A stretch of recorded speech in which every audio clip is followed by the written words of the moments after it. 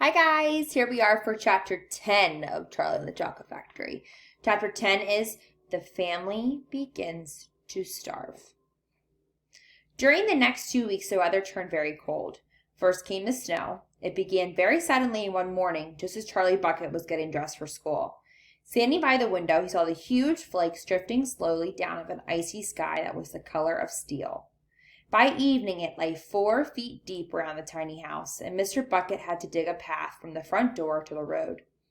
After the snow, there came a freezing gale that blew for days and days without stopping, and oh, how bitter cold it was. Everything that Charlie touched seemed to be made of ice, and every time he stepped outside the door, the wind was like a knife on his cheek. Inside the house, little jets of freezing air came rushing in through the sides of the windows and under the doors, and there was no place to go to escape them. The 4 old ones lay silent and huddled in their bed, trying to keep the cold out of their bones.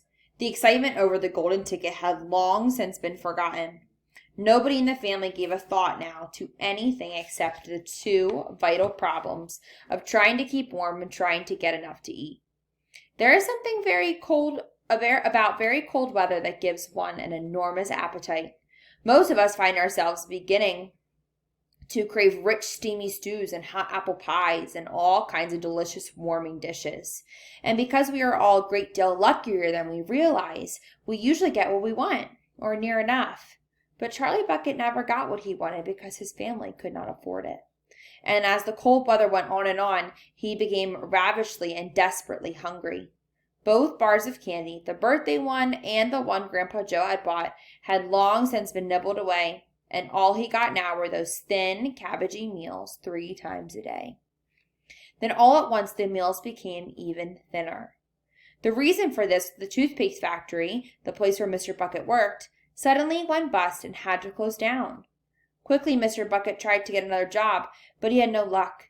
In the end, the only way in which he managed to earn a few pennies was by shoveling snow in the streets.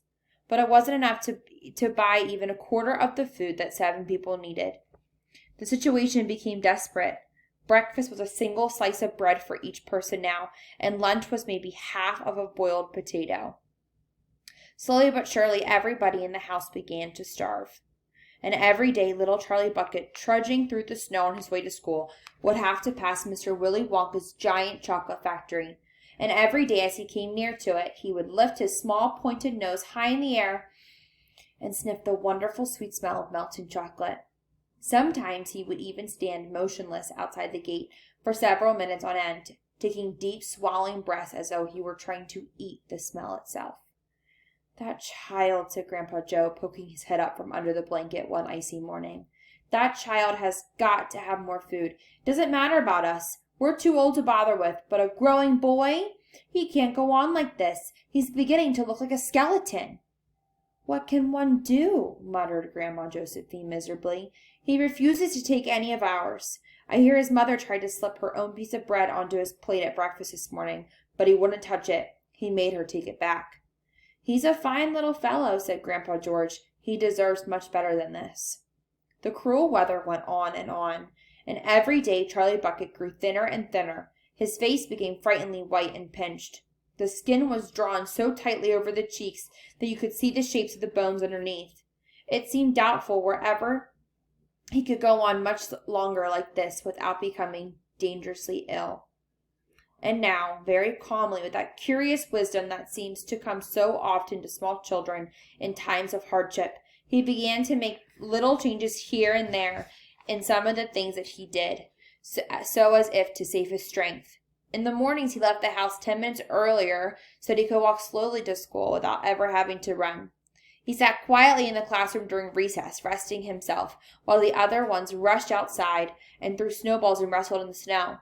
Everything he did now, he did slowly and carefully to prevent exhaustion. Then one afternoon, walking back home with an icy wind in his face, and incidentally feeling hungrier than he'd ever felt before, his eye was suddenly caught by something of a piece of paper that was lying in the gutter in the snow.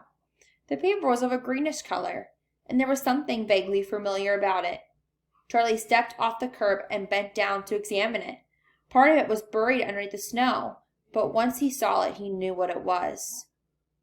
It was a dollar bill. Quickly, he looked around him. Had somebody dropped it? No, that was impossible because of the way the part was buried. Several people went hurrying past him on the sidewalk, their chins sunk deep in the collars of their coats, their feet crunching in the snow. None of them were searching for any money. None of them were taking the slightest notice of the small boy crouching in the gutter. Then was it his, this dollar? Could he have it? Carefully, Charlie pulled it from under the snow. It was damp and dirty, but otherwise perfect. A whole dollar. He held it tightly between his shivering fingers, gazing down on it. It meant one thing to him at that moment, and only one thing. It meant food. Automatically, Charlie turned and began moving towards the nearest shop. It was only 10 paces away. It was a newspaper and stationery store, the kind that sells almost everything, including candy bars, and gum. And what he would do, he whispered quickly to himself, he would buy one luscious bar of candy and eat it all up, every bit of it, right then and there. And then the rest of the money he would take straight back home and give to his mother. End of chapter 10.